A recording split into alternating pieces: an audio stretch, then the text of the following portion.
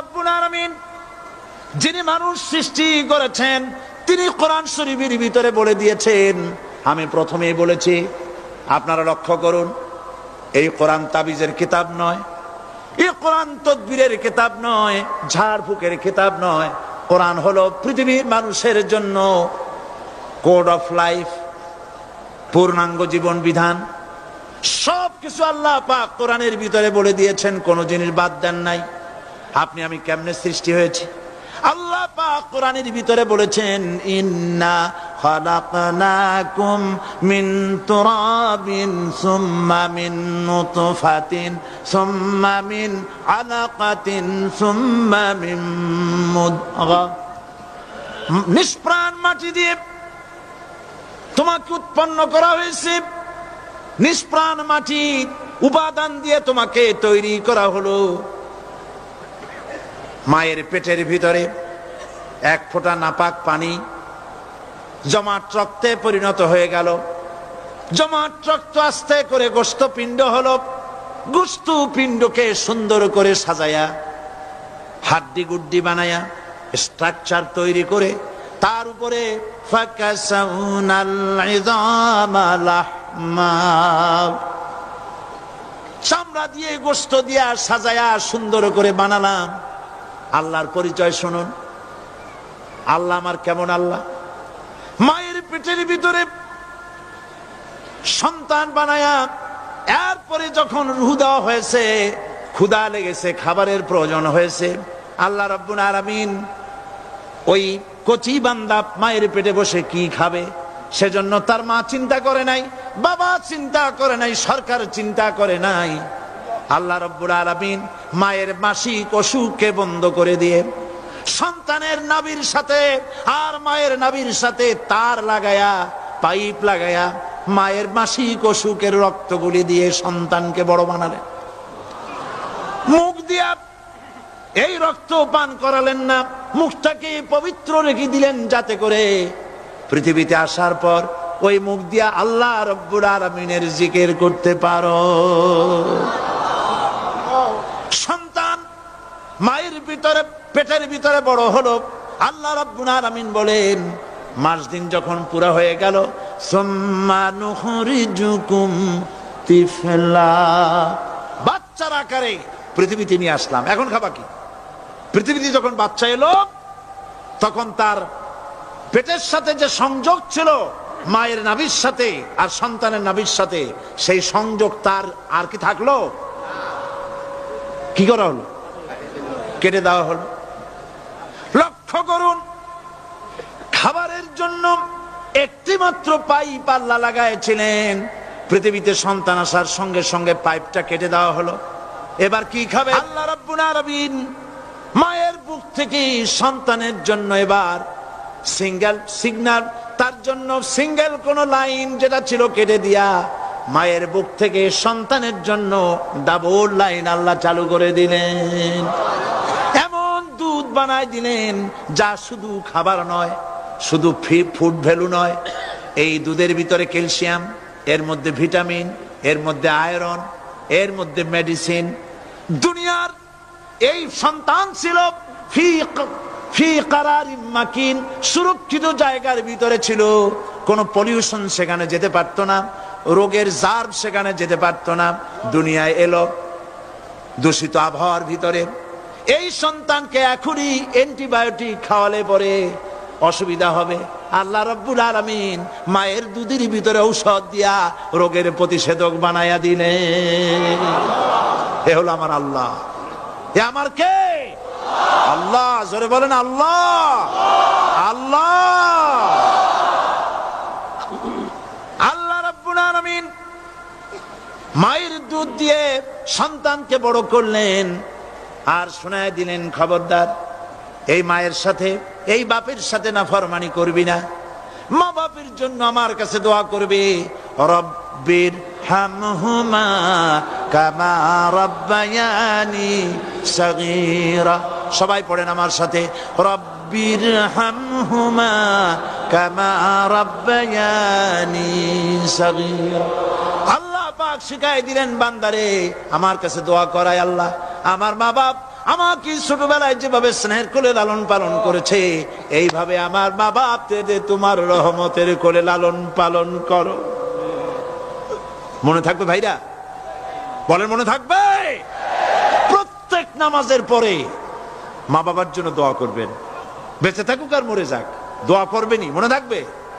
রব্বির হামহুমা কামা রাব্বায়ানি সগীরা।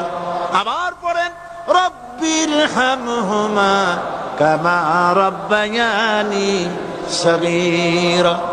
আল্লাহ পাক মায়ের মর্যাদা এত বাড়াইছেন, সাহাবী প্রশ্ন করেছে ইয়া রাসূলুল্লাহ খেদমত করব কার? হুজুর বলেন তোমার মায়ের, তারপরে কার? তোমার মায়ের, তারপরে কার?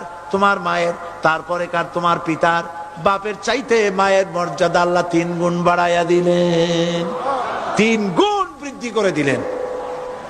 হাদিস শরীফে এসেছে হযরত আবী হুরায়রা রাদিয়াল্লাহু তাআলা আনহু রাসূলের কাছে এসে রাতের বেলায় কাঁদতেছিলেন। হুজুর প্রশ্ন করলেন, আবু হুরায়রা কাঁদো কেন? হযরত আবু হুরায়রা বলছেন, হুজুর মা আমাকে মেরেছে। তিনি প্রশ্ন করলেন, আচ্ছা মা তোমার মারলো কেন? তুমি কি কোনো বেয়াদবি করছো? তিনি বললেন না, তবে মারলো কেন? হযরত আবু হুরায়রা বলেন, ইয়া রাসূলুল্লাহ আপনার খেদমত থেকে বাড়ি ফিরতে আমার দেরি হয়ে গিয়েছিল। গভীর রাত্রে যখন বাড়ি গেছি, মা আমাকে প্রশ্ন করলেন, বাবা দেরি হলো কেন, কোথায় ছিলি? তাম পৃথিবীর মানুষ যেই কদম মোবারক চুমু দিতে পারলে ধন্য হয়ে যায়, সেই আখিরি জামানার পয়গম্বর নবী মুহাম্মদ রাসূলুল্লাহ সাল্লাল্লাহু আলাইহি সাল্লামের দরবার থেকে আসতে আমার দেরি হয়ে গেছে। ইয়া রাসূলুল্লাহ আমার মা আপনার নাম শুনে তার গা জ্বলে উঠল, তিনি কাফের মুশরিকা। আপনার নাম শুনে অগ্নি শর্মা হয়ে আমাকে ধরে পিটানো আরম্ভ করলেন আর বললেন, আবু হুরায়রা হয় মুহাম্মদ সাল্লাল্লাহু আলাইহি সাল্লামের বাড়ি ছাড়বি, নইলে আমার বাড়ি ছাড়বি, কি করবি বল? মার খেতে খেতে আমি বললাম, মা তোমার গায়ে যত শক্তি আছে আমারে মারো, তোমার বাড়ি শুদ্ধ, তাম দুনিয়াটা ছেড়ে দিতে পারি, মুহাম্মদ রাসূলুল্লাহর কদম মোবারক ছেড়ে দিতে পারি না। হুজুর আমার মা গলা ধাক্কা মেরে আমাকে বের করে দিয়েছেন। হুজুর বলছেন, আবু হুরায়রা মা তোমাকে মেরেছে আর আমার কাছে নালিশ করছো, আমি তোমার মায়ের কোনো বিচার করতে পারবো না। সুবহানাল্লাহ, এত বড় পাওয়ারফুল নবী, শানওয়ালা, ইজ্জতওয়ালি, বরকতওয়ালি, এত বড় নবী বলছেন মা মেরেছে, আমার করার কিচ্ছু নাই। সুবহানাল্লাহ। তোমার মা মুশরিকা হোক আর যাই হোক, তোমার মা। সুবহানাল্লাহ বলেন। আমার বন্ধুগণ, হযরত আবু হুরায়রা বলেন, ইয়া রাসূলুল্লাহ মায়ের বিরুদ্ধে কোনো অভিযোগ নিয়ে আমি আপনার কাছে আসি নাই। হুজুর বললেন, কেন আসছো বলো খুলে। আবু হুরায়রা বলেন, হুজুর আমি জানি আপনি আল্লাহর দরবারে যদি কোনো ব্যাপারে হাত তোলেন আল্লাহ মঞ্জুর করে ফেলেন। আপনি দয়া করে আমার মার জন্য দোয়া করেন, আল্লাহ যেন হেদায়েত দিয়ে দেন। আমার নবীজি দুখানে হাত উত্তোলন করলেন, বললেন, আল্লাহুম্মা ইহদি উম্মা আবি হুরায়রা, আয় আল্লাহ আমি দোয়া করতেছি আবু হুরায়রার মাকে হেদায়েত নসিব করো। হুজুর হাত তুলে মোনাজাত করছেন, আবু হুরায়রা দৌড় দিলেন বাড়ির দিকে। কয়েকজন সাহাবী হযরত আবু হুরায়রার জামা টেনে ধরেছে, এই ভদ্রলোক দৌড়ায় কেন? এত শান্ত মানুষ, কখনো গরম হয়ে কারোর সঙ্গে কথা বলে না, এই মানুষটা দৌড়ায় কেন? কোনো বিপদ হইল নাকি? জামা টেনে ধরে বলে, আবু হুরায়রা দৌড়াও কেন? হযরত আবু হুরায়রা বলেন, জামা ছেড়ে দাও, কোনো বিপদ আমার হয় নাই, আমি দৌড়াইয়া বাড়ি যাই দেখতে চাই। আমি দৌড়াইয়া আগে বাড়ি যেতে পারলাম না, আমার নবীর দোয়া আগে আমার বাড়ি চলে গেছে, আমি এটা দেখতে চাই। হযরত আবু হুরায়রা দৌড়াতে দৌড়াতে বাড়ি চলে গেছেন। দরজায় নক করলেন, ভেতর থেকে আওয়াজ এলো, কে? তিনি বললেন, আমি আবু হুরায়রা, মা দরজা খুলে দাও, আমি তোমার সন্তান। মা বললেন, বাবা অপেক্ষা করো, দরজা খুলতেছে। হযরত আবু হুরায়রা বলেন, মায়ের গলার আওয়াজের ভেতরে কুফরি কর্কশতা পেলাম না, মায়ের গলার আওয়াজের ভেতরে তাওহীদের নরমিয়াত পেলাম। আমার কাছে মনে হলো আমি আবু হুরায়রা বাড়ি আসার আগে নবীজির দোয়া আল্লাহর আরশে পৌঁছে গেছে। আবু হুরায়রা বলছেন, মা আমার কিছুক্ষণ পরে ঘরের থেকে বেরিয়ে এসেছেন, আমি দেখলাম মায়ের শরীর ভিজা, মাথার চুল দিয়া পানি টপকাচ্ছে। মা আমার বললেন, বাবারে তোমাকে মারার পর আমি নিদারুণ অনুশোচনায় পড়েছিলাম, মনে মনে ভাবলাম, আহারে আমার সন্তান আমি কেন মারলাম?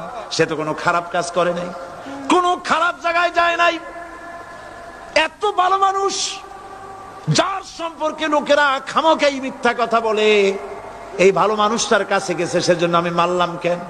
বাবা গো, আমি আমার ভুল বুঝতে পেরেছি, জীবনের ভুলও ধরা পড়েছে, আমাকে জলদি করে নিয়ে চলো বিশ্ব নবীর দরবারে। হযরতে আবু হুরায়রার মা রাসূলুল্লাহর খেদমতে এসে ঘোষণা করলেন, আশহাদু আল্লা ইলাহা ইল্লাল্লাহু ওয়াহদাহু লা শারীকা লাহু ওয়া আশহাদু আন্না মুহাম্মাদান আবদুহু ওয়া রাসূলুহু। আমার ভাইয়েরা, আল্লাহ রাব্বুল আলামিন মানুষ সৃষ্টি করে পৃথিবীতে পাঠায় দিলেন, খাবারের ইন্তজাম করলেন, এগুলি সব আল্লাহর পরিচয়। আল্লাহরে চেনার জন্য বড় বড় কিতাব ঘাটা লাগে না, কিসমতে যদি থাকে দুই একটা দৃষ্টান্ত যথেষ্ট হয়ে যায়। সুবহানাল্লাহ, সুবহানাল্লাহ, দুই একটা দৃষ্টান্ত যথেষ্ট। আল্লাহ পাক সমস্ত সৃষ্টি জগৎকে তৈরি করলেন, সৃষ্টি করলেন, আর তাদের খাদ্যের ব্যবস্থা করলেন। কে করেছেন খাদ্যের ব্যবস্থা? খাদ্য দেন আল্লাহ।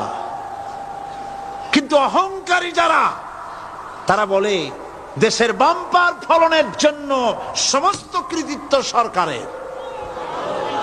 বলেন আস্তাগফিরুল্লাহ, বলেন নাউজুবিল্লাহ। এদের একজন বলছিল, 3 বছর কিছু দিবার পারুম না,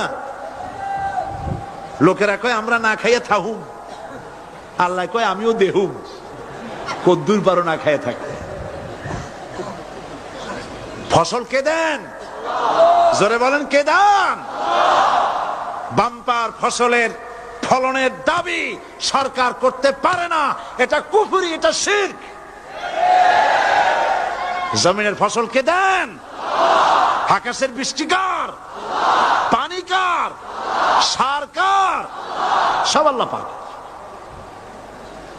আল্লাহ পাক কোরআন শরীফে বলেছেন, লা ইন শাকারতুম লাযীদান্নাকুম ওয়া লা ইন কাফারতুম ইন্না আযাবী লাশাদীদ। আমার নিয়ামতের শুকর যদি আদায় করো বাড়ায় দেব, আর যদি কৃতজ্ঞ হও, শুকরিয়া আদায় না করো, মস্ত বড় শাস্তি দেব। ফসল দেই আমি, আর শুকরিয়া আদায় করো তোমার বাজানে, ঠিক কিনা? শুকরিয়া আদায় করে কার? বাজানে। একটা লোকের, একটি মানুষের যেই প্রশংসা এই সরকার করলো, বিগত 4.5 বছর ধরে একটা মানুষের যত জিকির করলো, প্রশংসা করলো, ছবি টানাইলো, যদি এতটা জিকির, এতটা স্মরণ আল্লাহ রাব্বুল আলামিনের করতো, ওদের জন্য আল্লাহর জান্নাতের দরজা খোলা হয়ে যেত। প্রশংসা করবে কার? চিল্লায় বলুন, আল্লাহ পাকের প্রশংসা করো। খেতে দেওয়ার মালিক তিনি।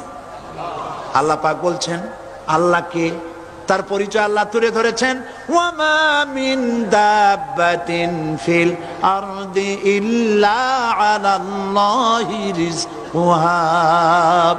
এই পৃথিবীর ভিতরে এমন কোন বিচরণশীল জীব নাই যার রিস্কের দায়িত্ব আমি আল্লাহ গ্রহণ করি নাই। সুবহানাল্লাহ বলবেন না?